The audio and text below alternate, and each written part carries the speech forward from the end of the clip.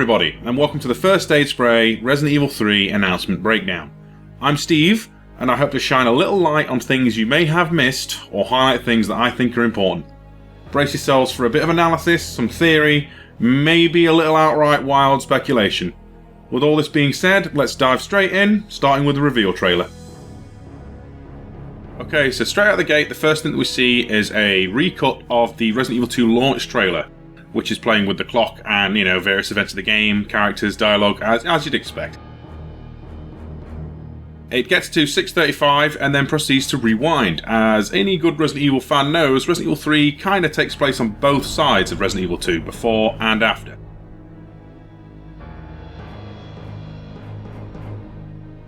And now we're in the trailer proper. The first thing to note is that straight from the off, Jill is being hunted by Nemesis. Now this is actually a big change from the original game, obviously, as Nemesis doesn't show up until about the 50-minute mark on the average playtime. This very much seems to be a chase sequence through her own apartment building. While this could be a pre-rendered cutscene, the interaction with the shelf also indicates that maybe there'll be some passive environment interaction to maybe waylay Nemesis himself. This is likely a extra prelude sequence, not unlike the petrol station in Resident Evil 2's remake. Also, I've seen a few people saying that they haven't heard Nemesis say stars yet. While I can't give you the full stars, he definitely says a star. And yes, the entire sequence is in first person. This may be to give Nemesis some presence, it may just be for the trailer. Either way, I wouldn't be too panicky, as it has been shown in the gameplay and screenshots to follow that the game itself is in third person. Although I wouldn't mind both modes of play, to be honest. Another tick in the box for this being a possible prelude is the fact that Jill is not wearing any of her combat gear, her flashlight, her harness, her weaponry. You get the idea. Also, in keeping with Resident Evil 2's remake, we're making Leon and Claire more realistic. Jill's also now got more realistic attire, as opposed to the classic tube top and miniskirt. And yes, sadly for some of us, the torch has now got to pass, as Julia Voth is no longer the face model for Jill. The next portion of the trailer appears to be a character introductions of sorts for the principal players of Resident Evil 3. We have Mikhail Victor,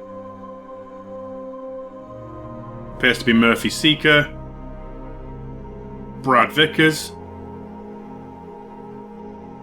Nikolai Zhunovev, Tyrell Patrick and Carlos Oliveira. I just want to draw quick attention to this brief set of shots on their own, as Tyrell and Carlos are on their own, and it appears, although I can't guarantee it, that they are attempting to re-enter the RPD. This could be the briefest of teasers that Carlos either has a more expanded role in Resident Evil 3 or his own separate campaign. Maybe.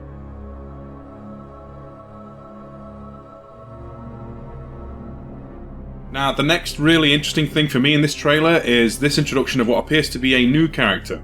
Now, this could be Nikolai in Static, but the voice is very much not so, as it's someone indicating Umbrella saying, "They don't want the world to know what they've done." They don't want the world to know what they've done. Either that or Dario from the original Resident Evil 3, that's the very shouty man at the beginning, has had a very big overhaul visually. They don't want the world to know what they've done. This map also appears to have some kind of significance, whether it's tracking incidences around the city or places to go. There is another image of this map, although it's not one-to-one, so we'll touch on it more later. I'm going to apologise in advance for this part because there is a lot of stopping and starting over the trailer. It's just to highlight a few things that have either been pointed out to me by Sai, or things that I've noticed myself. First thing I want to note, there is at least two different helicopters in this trailer. There is the one that appears to be the same helicopter from Resident Evil 2's remake, and there's a one that appears to have Jill inside it. I'm running with a theory that there is either potentially this is a death sequence we're seeing, or an example of branching pathways of getting on the helicopter, not getting on the helicopter. We'll have to wait and see. Either that or Nemesis literally does shoot down two helicopters over the course of the game, at least. Next, Hunters are back. They're about to make their RE engine debut, and no doubt they're going to still probably have their instant kill attack. So, that's fun. I hope we can still use self-defense items. It's only a passing glance, but it's also fairly safe to assume that Nikolai's personality hasn't changed, and no doubt he is going to portray us at some point that sly pain in the bum. Initially, in the rapid glimpses you see it in the trailer, I thought this was another part of the helicopter crash, but it turns out no. She's on the ground, you can see the steering wheel of the vehicle, and nearby are the flashing lights of a police car. While it's just a theory at this point, with the small amount of wrecked vehicles we're already seeing, it's almost likely that this is going to be a slightly more set-piece driven game than its counterpart Resident Evil 2. And lastly, within that set of fast cuts, there was a few snippets of gameplay I've strung together, if only to allay the worries of those who, for some reason, were put off by Resident Evil 7. It does appear that Resident Evil 3's gameplay, at least, is going to follow very much the formula set by its forebear. Returning to the trailer proper then. The last few shots that we see, Jill is staring into a mirror, questioning whether she's dreaming, as she sees her zombified self imprint over her physical self. Now this is likely a nod to the fact that she will get infected over the course of the game, although this could also mean that it's a reference to a new game mechanic perhaps? A infection gauge maybe, to control and worry about as well as your regular health? Pure speculation on my part, I'll admit. Also, a slight side note, Jill's physical body changes and her clothing changes along with this transformation, and the wound on her right arm, shoulder, is consistent with the Nemesis infected her in the original game. Lastly, the remake seems to be answering a few more questions regarding how Nemesis even got into Raccoon City, as we seem to be seeing him being brought into an Umbrella facility and constructed on site, so to speak. And then him waking up in a fashion not too dissimilar to how he awoke in the live-action film Resident Evil Apocalypse and Resident Evil Operation Raccoon City. Also, he has a nose. Let's move past it, let's deal with it, it's fine. He needs to sniff us out anyway to hunt us down. It makes sense. Olfactory sensors, they're important. Finally, lastly, perhaps one of the biggest bombshells of this whole announcement, April 3rd, 2020. Nemesis is that close on the horizon. Also, it turns out, Project Resistance, now known as Resident Evil Resistance, is in fact the multiplayer portion of Resident Evil 3. And if you really don't like the new design, the classic costumes are available as a pre-order bonus. We're not quite done yet, however, as well as the trailer, Capcom did a special developer message just basically showcasing a bit more of Resident Evil 3 in itself, including a little bit more gameplay, so let's have a look at that too.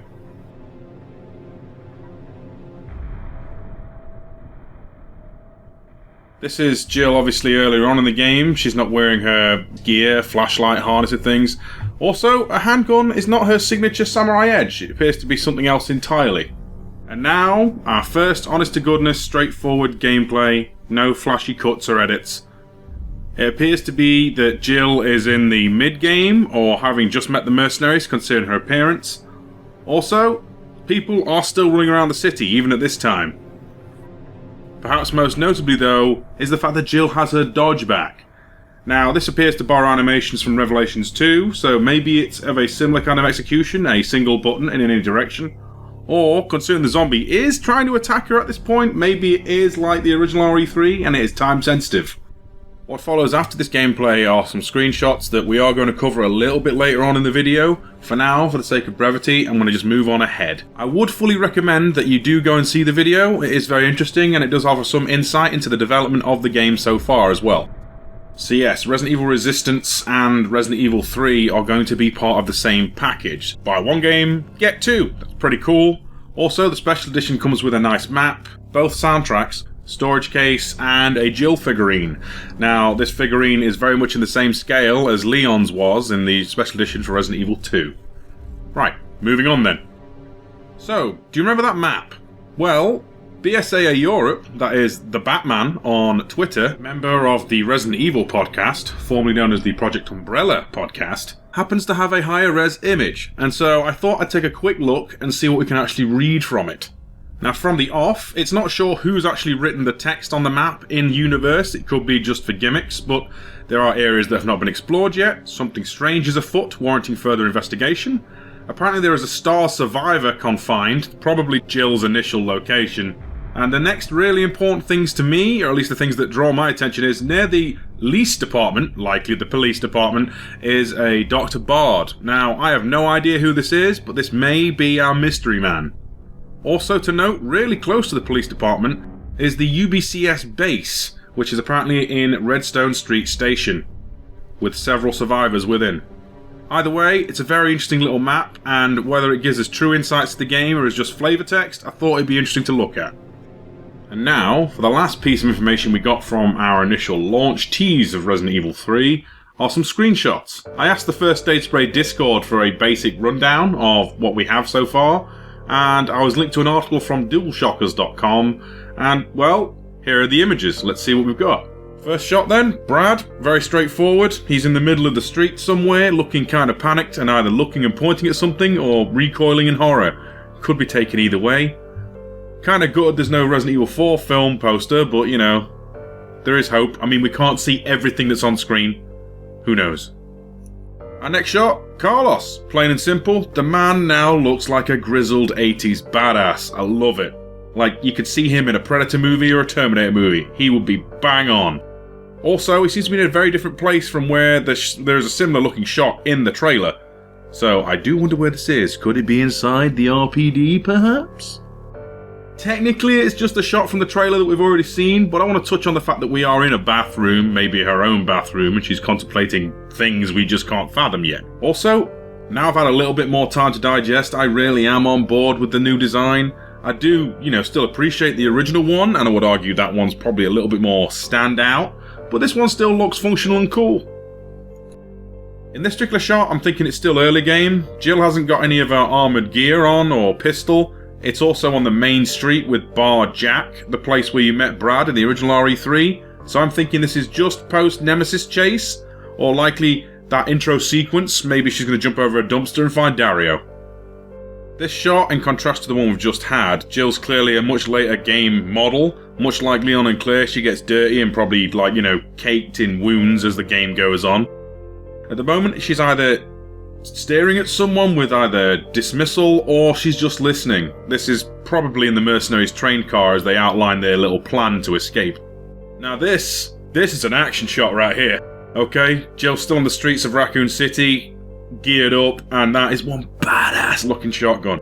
It's also not the same shotgun that was used in RE2. I'm kind of thinking the stock, okay, I'm not no weapons or expert or anything, but it kind of reminds me of the shotgun Richard had in Remake, or the riot gun in RE4, kinda. If Lickers end up being in RE3 as well, I hope this shotgun can kill them in less than 5 shots.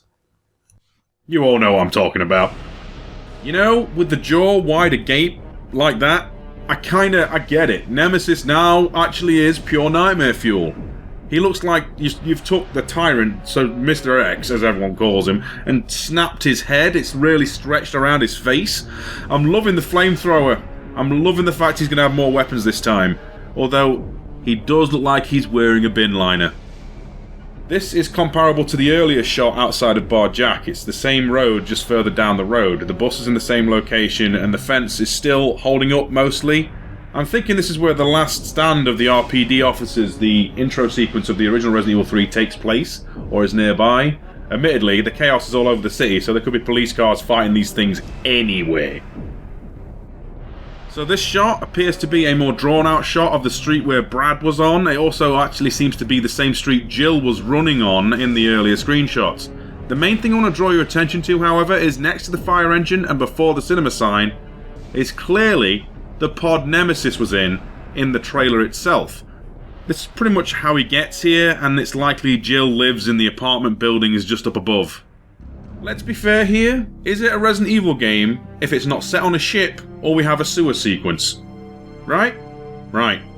These sewers don't appear to be anything like any of the locations in RE2 in terms of brickwork and general layout, archways, but the most important thing I want to draw your attention to is Jill's gun seems to have an extended magazine, which means weapon parts are likely a thing, and she's carrying the unlockable survival knife from RE2 Remake. Chances are it's a given that the defense item mechanic is very much coming back.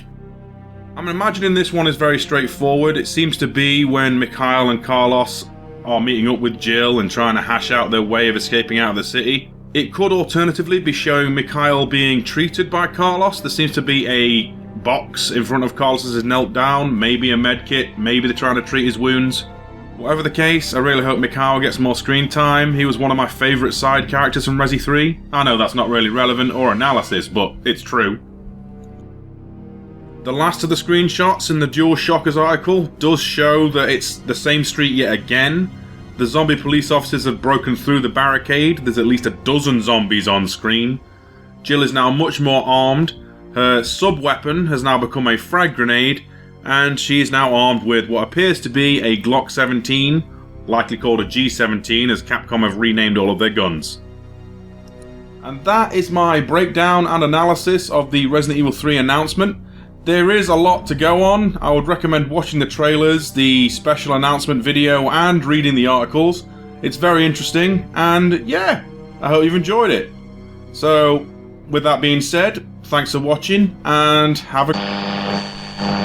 The announcement's not over, it turns out. Trying to be thorough, this just happens, figure I put it in the video. Okay? Okay. A little bit of a history lesson first. A couple of days back, there was some Steam achievements, or rather a singular achievement, added to Resident Evil 2. This achievement is now available on every platform RE2's on, I think. I think it's on PS4 and Xbox One as well. Basically, I'm going to tell you now, if you want to get this achievement and find it out for yourself, play Leon's campaign, doesn't matter if it's first run or second run, of RE2 Remake, okay? Okay, if you want to find out without doing that, just stick around for a few seconds. I'm going to give the people who want to leave a chance to click off the video, okay? 3, 2, 1... Okay, so you're still here. Alright, so basically, Jill has left a file for Kendo in the Kendo gun shop. Now, all you need to do is get to the Kendo gun shop, and the file itself reads, Letter to the shopkeeper. Kendo, it seems like you've got your reasons for staying put, so I'll trust you to take care of yourself. Still, if things get worse and your other arrangements don't work out, you know where to find me. I'll do everything I can. Jill Valentine. Now, the reason I did this particular run on the Xbox version, it comes with a screenshot for your achievements, and this particular screenshot literally shows Jill looking at Kendo. Now this obviously secures him a place in the game proper, and this is really, really cool.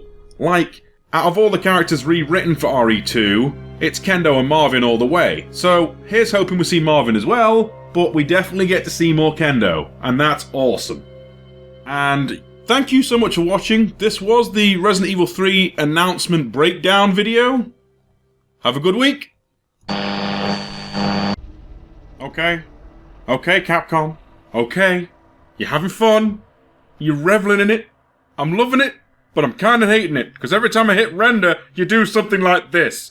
I'm half expecting, by the time that I put this out, there's gonna be something in the RE7 beginning hour demo. Okay? Okay. Right, so to nutshell it, there is a new version of the RPD one-shot demo before RE2's release that's now available with no time limit. There are maybe other things to find, but right now there's one glaring, massive difference. I'm just going to show you. I don't think it's in any way some kind of canonical nod. I do, however, think we now have an answer as to what Nemesis sounds like.